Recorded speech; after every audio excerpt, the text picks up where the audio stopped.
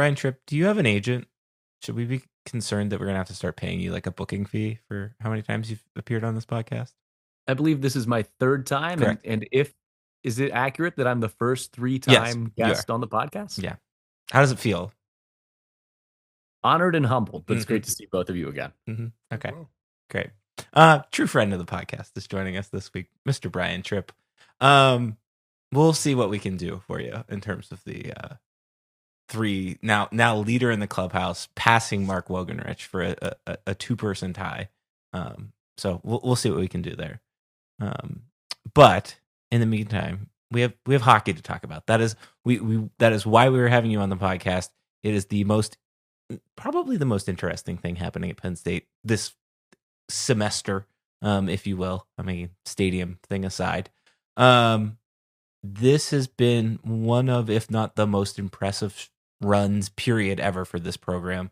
You've been around the program since day one. I guess let's start there. It's 14 of 16 games with points, last 16 games with points, six unbeaten streak, and then they've jumped from the 24th, at least the 24th spot in the pairwise, all the way to the 15th in a matter of weeks. What's changed? Why? What's going on? And I'm not going to try to one-up you here, Darian, but It's your and job, though. So But he's got a better stat coming. Yeah. I can't wait. I think the first week of January is a little early to look at the pairwise, but to kind of give you an indication, they were in the 40s in the first week of January, and it started 0-8 in conference play and have gone on this, as you said, historic run. I agree with you. I think it is by far and away the best stretch of hockey that I've seen this program put together in a conference where it's not something that you can do frequently. Sweep, come out of there with 5 points, 4 point, like a split in the Big Ten, especially on the road, is a relatively good weekend. And you usually come away pretty happy with it. The idea is in this conference, and I think this applies in a lot of sports, but if you can split on the road and then find a way to get more than 3 points of the 6 points at home, you're going to position yourself really, really well when it comes to the end of the year. What's changed? What's changed is I think they've evolved where there is an understanding of identity, there's an understanding of roles. I think the players have taken ownership of what those are. And for a program that has always been built on shots on goal and scoring, I think their defensive identity has been incredible. I really think they've made a difference there. Obviously, the return, the health of Arseny Sergeyev, who's playing as well as any goaltender in the country right now, right when he came back, and that was the start of January when the calendar flipped to 2025. I don't know if rust is the right word, but he's so athletic and so talented that he can put together really good games, even if he doesn't have his A game. That's the type of player that he is. And I think the series at Wisconsin, and I don't know that Penn State played all that particularly well at Wisconsin, but they played well enough. He had a different presence about him where he wasn't frantic. He was just super calm in goal. And in doing that, he felt like he was in control of the entire game. And then that carried over to the Notre Dame series. And I think he would tell you he probably wasn't at his best on Friday night. It didn't matter. They scored 5 goals.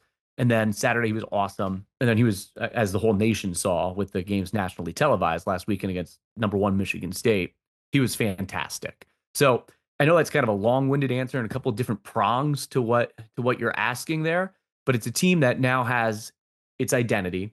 And with that comes players understanding and taking ownership of their roles, right? Like Aiden Fink and his line, Reese Lawback, Danny Genev, they're going to score.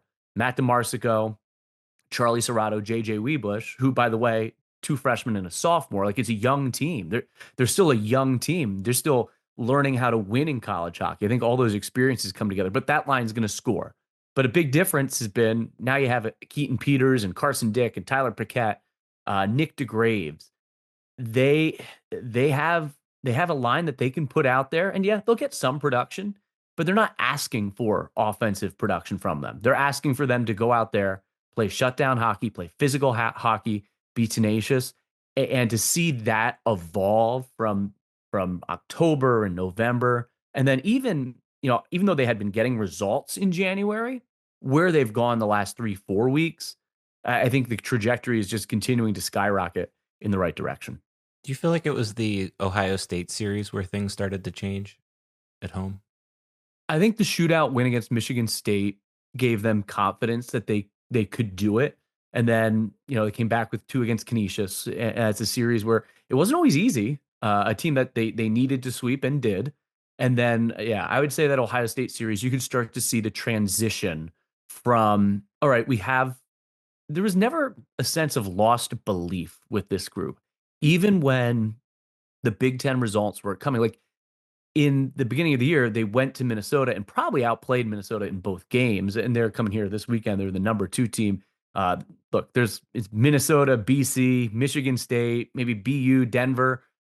Those are the top teams in the country. And they outplayed them on the road, but they didn't get the results. So I think they knew they could do it. And then it was about getting the goaltending, the puck to go in, right? And Steve's going to laugh, but Guy talks about it all the time. Sometimes the putts fall, sometimes they don't. That was kind of the thing. And for the credit to them, they never lost belief. And maybe part of it was RC getting hurt. And like, if you're losing games and RC's not playing, oh, well, we know we got him coming back at some point. And John Seifarth played remarkable in the games in which he was thrust into action. I mean, in 5 starts, a former club team goalie had a .932 save percentage, swept Colgate, which was leading the ECAC for a lot of the year. And he was the reason they beat Army in DC. He had 30 saves on 31 shots in the game, and he stopped a couple of breakaways. So I think it was that the belief was never lost. And like, they just kept chipping away at it, chipping away at it, chipping away at it. And the people around the program, I think we all knew how good they could be. But to go on this type of run in this conference, even though we all had hope and expectation and optimism when the calendar flipped to 2025, you never thought it'd be anything like the stretch. You just don't do this in college hockey in this conference.